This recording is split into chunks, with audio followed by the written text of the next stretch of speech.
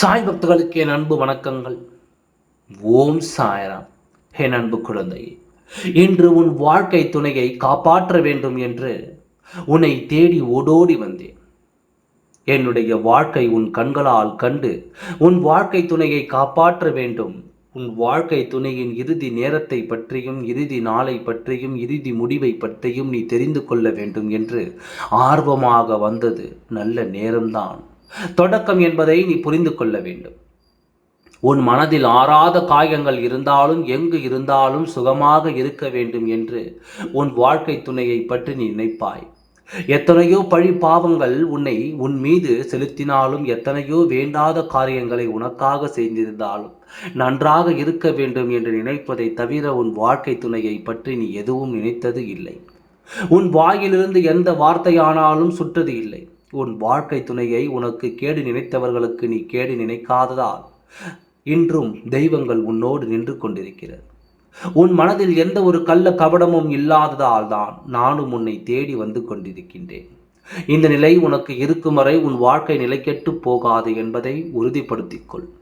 நாள்தோறும் மனதில் வேதனையோடு இருப்பதை விட்டுவிட்டு நல்வழி பிறக்கப் போகிறது என்ற நம்பிக்கையோடு இரு. நல்ல காலம் கட்டாயம் உனக்கு கிடைக்கும். என் குழந்தையே, இன்று வேண்டுமானால் மிகவும் மோசமான நிலை உனக்கு உருவாகலாம். கட்டாயம் நாளை என்பது நல்ல திருப்பத்தோடு தான் உன் வாழ்க்கை தொடங்க இருக்கிறது என்று உன் வாழ்க்கை துணைக்கு எதற்காக இறுதி நேரம் என்று நான் சொன்னேன். இறுதி முடிவை எடுத்து இருக்கிறார் என்பதை ஏன் சொன்னேன் என்றுதான் உன் வாழ்க்கை துணைக்கு இன்று நான் ஏன் சொன்னேன் தெளிவாக கேட்டுக்கொள். இந்த இறுதி நாள் என்றும் இறுதி முடிவாலும் உன் வாழ்க்கையை திடீர் திருப்பங்கள் ஏற்படும் என்பதில் எந்த மாற்றமும் இல்லை என்பதுதான் உண்மை. ஏனென்றால் நடக்க வேண்டுமோ அது அனைத்தும் நடந்து விட்டது. நடந்த காரியத்தால் உன் வாழ்க்கை துணை எடுத்த இறுதி முடிவு உன் வாழ்க்கைக்கு நல்லதாகத்தான் அமைந்திருக்கிறது. இந்த நேரத்தில் இறுதி முடிவு நேரமும் எதற்காக தெரியுமா? உன் வாழ்க்கை துணை இருக்கும் இடத்தில் இருக்கும் நேரம் இதுதான் இறுதி நேரமாக இருக்கிறது.